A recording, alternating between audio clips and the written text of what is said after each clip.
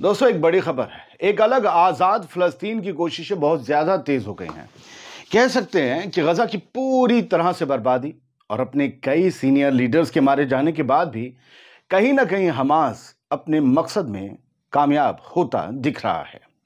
France के president एमनुअल Macron ने ऐलान किया है कि फ्रांस और सऊदी अरब एक आज़ाद फ़लस्तीनी स्टेट की तामीर के मुद्दे पर एक बड़ी कॉन्फ्रेंस, एक जॉइंट कॉन्फ्रेंस बुलाने जा रहे हैं।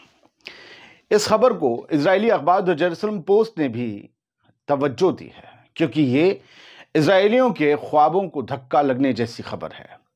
इजराइल के प्राइम मिनिस्टर से लेकर वहां का बच्चा बच्चा तक अलग फ़लस्तीन के वजूद के सख्त खिलाफ है और हर एक चीज को ग्रेटर इजराइल का, हर एक जमीन को ग्रेटर इजराइल का हिस्सा बताता है।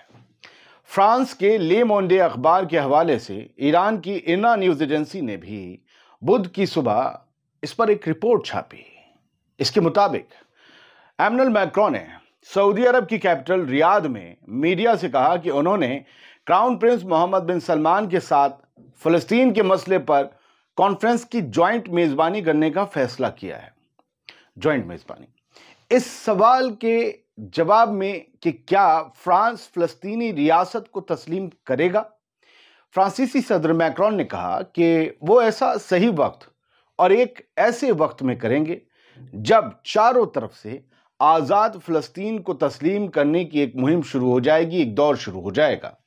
यानी फ्रांस ने अलग फ़लस्तीन को कबूल करने पर हामी भरने का इशारा दिया है और ये इशारा टेल अवीव के हुक्मरानों के लिए खतरा है।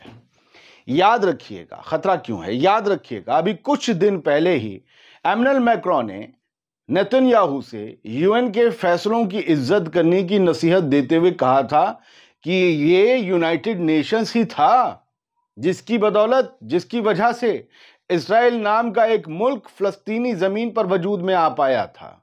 अगर यूएन ना होता, जिसकी तुम इज्जत नहीं कर रहे होते, तो कोई इस्राएल भी ना होता और तुम तो प्राइम मिनिस्टर छोड़ो कुछ नहीं होते। मैक्रोन की इस बात से नेतन्याहू और ज़ायनी हुकूमत को बहुत शर्मसार होना पड़ा था। वो आग बबूला भी हो गए थे। नेतन्याहू ने भी बदले में बयान दिया था, लेकिन हकीकत से परे था।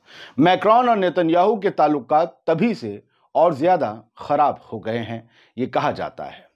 असल में फ्रांस को अपने साथ साथ पूरे यूरोप को इजराइल की जंग की सनक से हो रहे नुकसान को भी हमेशा हमेशा के लिए बंद करना है।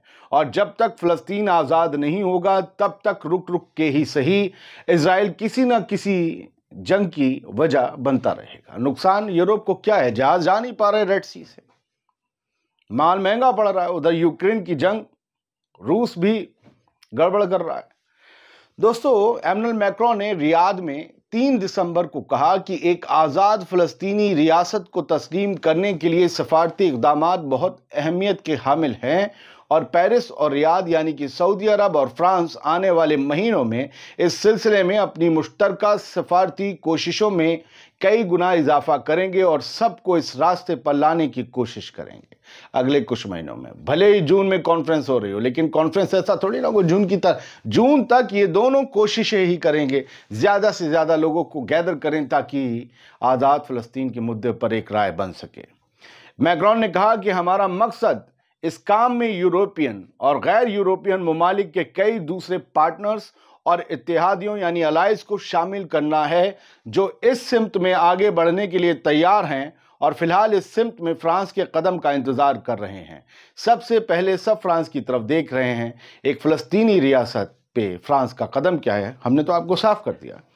दोस्तों, ये बड़ा ऐलान उस वक्त सामने आया जब अक़वाम मुत्तहिदा यानी कि यूनाइटेड नेशंस की जनरल असेंबली ने इसने भी जून में एक इंटरनेशनल कॉन्फ्रेंस बुलाने के हक में वोट दिया है, जिसका मकसद फ़लस्तीन का जो मुद्दा है, पैलेस्टीनियन इशू जिसे कहते हैं, उसके एनुअल रिव्यू के हिस्से के तौर पर एक आज़ाद पैलेस्टाइन की बहस को आगे बढ़ाना है। ये कॉन्फ्रेंस यूएन ने बुलाई है और ये सऊदी अरब और फ्रांस बुला रहे हैं जॉइंट कॉन्फ्रेंस। आप देख रहे हैं आज़ाद फ़लस्तीन के लिए कोशिश है। फ्रांस और सऊदी अरब की मंसूबाबंदी की गई कॉन्फ्रेंस अगले साल 2025 जून में मुनक्किद होने की तवक्को है, पूरी उम्मीद है। देखने में तो ये लगता है कि ये कॉन्फ्रेंस बहुत दूर है, जून बहुत दूर है, मगर याद रखिएगा कि एक मुल्क को आज़ाद करने में चंद दिनों का वक्त काफ़ी नहीं होता, कभी कभी तो मुद्दतें लग जाती हैं, यहाँ तो महीनों की बात है। फ्रांस के अलावा सऊदी अरब भी अलग फ़लस्तीन के मुद्दे पर इसलिए अड़ा हुआ है ताकि मिडिल ईस्ट के साथ साथ खुद को भी सिक्योर करने के लिए ऐसा करना उसके लिए ज़रूरी है, क्योंकि अगर उथल पुथल रहेगी, फ्रैक्शंस उभरते रहेंगे, हथियार आम लोगों के हाथ में आते रहेंगे, तो हुकूमतों के लिए ख़तरा बढ़ता जाएगा। वैसे भी अमेरिका से एक बहुत बड़ी डील को होल्ड कर रखा है सऊदी अरब ने। कहा है कि इजराइल पहले फ़लस्तीन की बात करे, अलग फ़लस्तीन की, तब उससे ताल्लुकात वसी करेंगे, तब ये डील होगी। गजा में जारी जंग के दौरान सऊदी हुकूमत की तरफ से कोई ठोस एक्शन ना लेने से हुकूमत की बहुत किरकिरी हुई है और गजा की हिमायत में यमन के हौथीस की तरफ से समुद्री जहाज़ों पर किए जा रहे हमलों से सऊदी अरब, मिस्र और यूरोप के व्यापार का बड़ा नुकसान भी हुआ है। मिस्र का तो सबसे ज़्यादा। सुएज कैनाल चौपट होने के करीब है, लिहाजा कई एतबार से आज़ाद फ़लस्तीन हर मुश्किल का हक है और हल भी है। लेकिन सवाल ये है कि ग्रेटर इजराइल बनाने का ख्वाब पाले बैठे ज़ायनी हुकूमत के ये सरबराह नेतन्याहू या उनके जैसे और मंत्री मिनिस्टर वगैरह, ये सब फ़लस्तीनी ज़मीनों को छोड़ने पर कैसे राज़ी हो जाएंगे? क्या सेटलर्स राज़ी हो जाएंगे? और जेरूसलम पर अपना दावा ज़ायनी कैसे छोड़ेंगे? वो कहते हैं वेस्टर्न वॉल, मस्जिद अक्सा सब उनकी है, लेकिन मसला है फ़िलहाल तो नज़र हमारी और आपकी आज़ाद फ़लस्तीन के लिए हो रही इन कोशिशों पर रहनी चाहिए, क्योंकि सऊदी अरब और फ्रांस वो न्यूट्रल मुल्क हैं जिनकी बात यूएन से लेकर अमेरिका तक में सुनी जाती है और उसे फिर दोहराया भी जाता है, कहीं ना कहीं मानी भी जाती है बात। लिहाजा हमें ये देखना चाहिए इन दोनों की कोशिशें ऐवहीं तो नहीं हैं। अब दोस्तों, उन सवालों के जवाब जो सुबह से पूछे जा रहे थे कि भैया सुबह से कहाँ थे, सुबह वाला कहाँ शो है, दोपहर में वाला कहाँ है, ना हेडलाइन शो ना सुबह का मिडिल ईस्ट न्यूज़। ज़रा तबीयत ख़राब थी, मौसम ने पकड़ लिया, जकड़ लिया, लिहाजा थोड़ा अपने ऊपर ध्यान दिया, दवा खाई, खाना खाया, ताकत को जुटाया और आपके सामने आया। तो देर हो रही है, कभी कभी रात का शो लेट हो रहा है क्योंकि वो कुछ भला करे उनका और इस प्लेटफॉर्म पर अटक जाता है, क्या करें। फिलहाल अभी तो बहुत सी चीज़ें हो रही हैं मेरे चैनल के साथ, मुझे उसकी वजह पता है कि क्यों हो रही हैं और उसमें आप यकीन मानिए कोई मदद नहीं कर सकते। मैं आपसे ज़्यादा कमेंट करने, मेरे लिए हैशटैग चलाने, ये सब तो नहीं कहूँगा, जो होना है वो होगा। लेकिन तबीयत की वजह से थोड़ा लेट हूँ, इसलिए माजरत चाहता हूँ। आगे की शो थोड़े से इधर उधर हो जाएं तो माफ़ रखिएगा। मैं ख़बरें फैक्ट के हिसाब से देता हूँ, जज्बात के हिसाब से नहीं। ये एक न्यूज़ चैनल है, एक रिलीजियस चैनल नहीं है।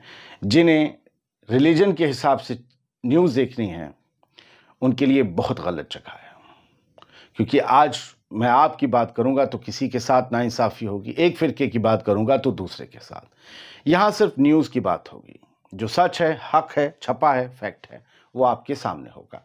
बहुत बहुत शुक्रिया, सलामत रहिए, खुश रहिए। आज़ाद बोल इंडिया आप देख रहे थे। खबरों का खादिम आदिल खान आज़ाद आपसे इजाज़त चाहता है। बहुत प्यारे व्यूअर्स हैं आप लोग, बहुत ख्याल रखते हैं, खुश रहिए।